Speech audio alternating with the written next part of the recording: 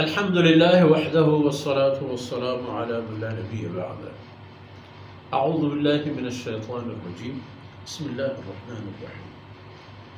حاميم والكتاب المبين إنا أنزلناه في ليلة مباركة إنا كنا منذرين فيها يفرق كل أمر حكيم أمرا من عندنا إنا كنا مرسلين رحمة من ربك إنه هو السميع العليم.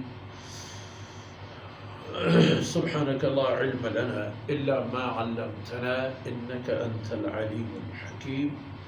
رب اشرح لي صدري ويسر لي أمري واحلل عقدة من لساني يفقه قولي واجعل لي وزيرا من أهلي رب زدني علما وارزقني فهما. ثم أما بعد. گرامی قدر بھائیوں، بہنوں اور پیارے بچوں، سورہ زخرف کے بعد سورہ دخان میں ہمارا سفر اور ہمارا سلسلہ شروع ہو چکا ہے۔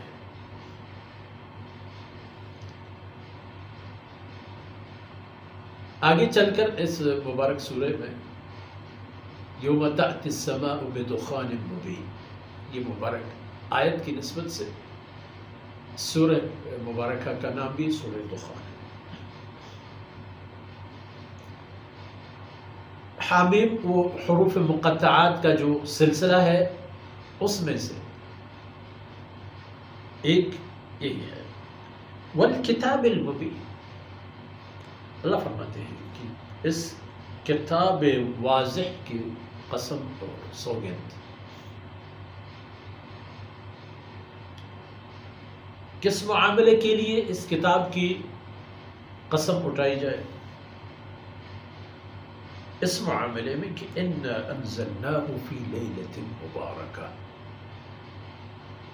اس قرآن کریم کو ہم نے نازل فرما دیے ایک برکت والی رات میں۔ اتنی برکتوں والی رات، اتنی عظمت والی رات کہ اس کے لیے بھی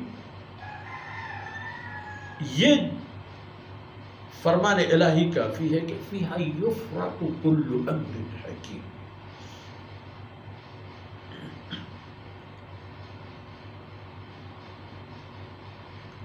اور کتاب تو کتاب مبین ہے،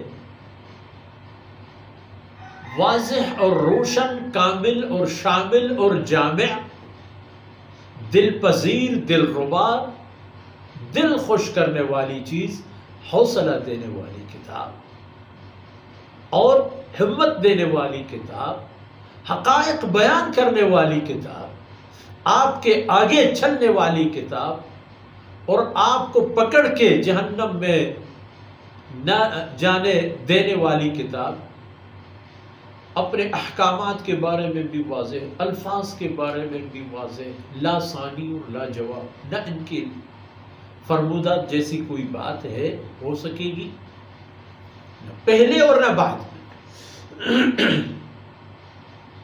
فرماتے ہیں کہ ہم نے اس کتاب کو نازل فرما دی مبارک رات میں، وہ مبارک رات لیلۃ القدر ہے۔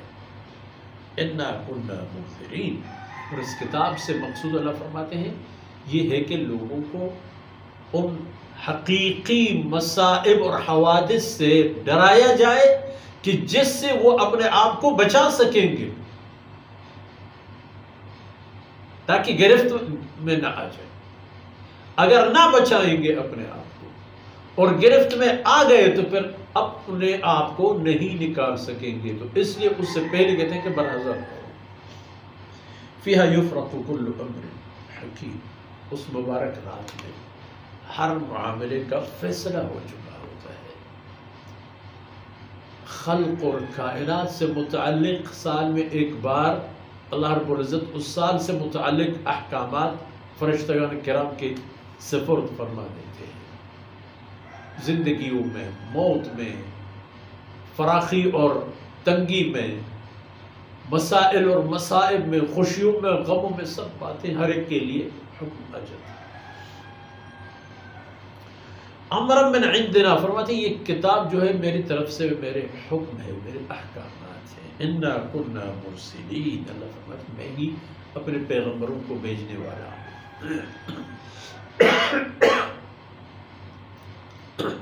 ایک پیغمبر فرشتے کریم کے لباس اور صورت میں اللہ کے رسول کے پاس حاضر ہوتا ہے۔ عموماً سیدنا جبریل علیہ السلام، دیگر ملائکہ کرام بھی اللہ کے حکم سے حضرات رسول و انبیاء علیہ السلام کی خدمت میں حاضر ہوتے تھے۔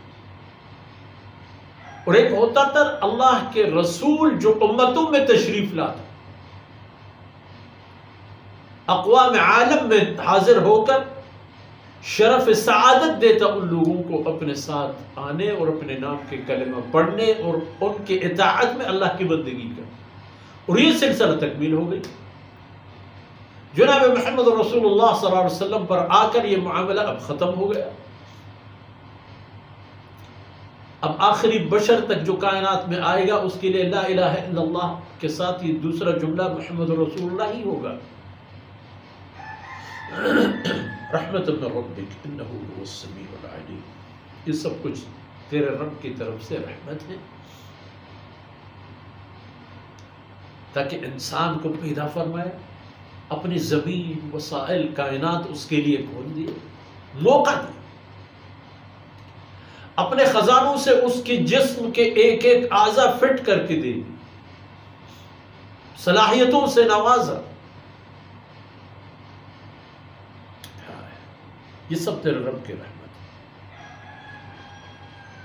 اور پھر اس کے لیے آپ کو اپنا قاصد بنا کر بھیجا،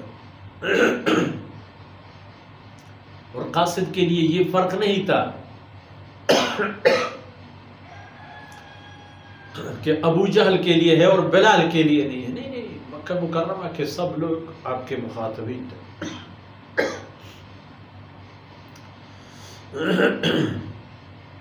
انہ هو السمیع العلیم، تیرا رب بھرپور سننے والا اور مکمل جاننے والا ہے۔ کیا کہتے ہو، کیا سوچتے ہو، کیا سمجھتے ہو، اللہ کے علم سے کوئی چیز باہر نہیں ہے۔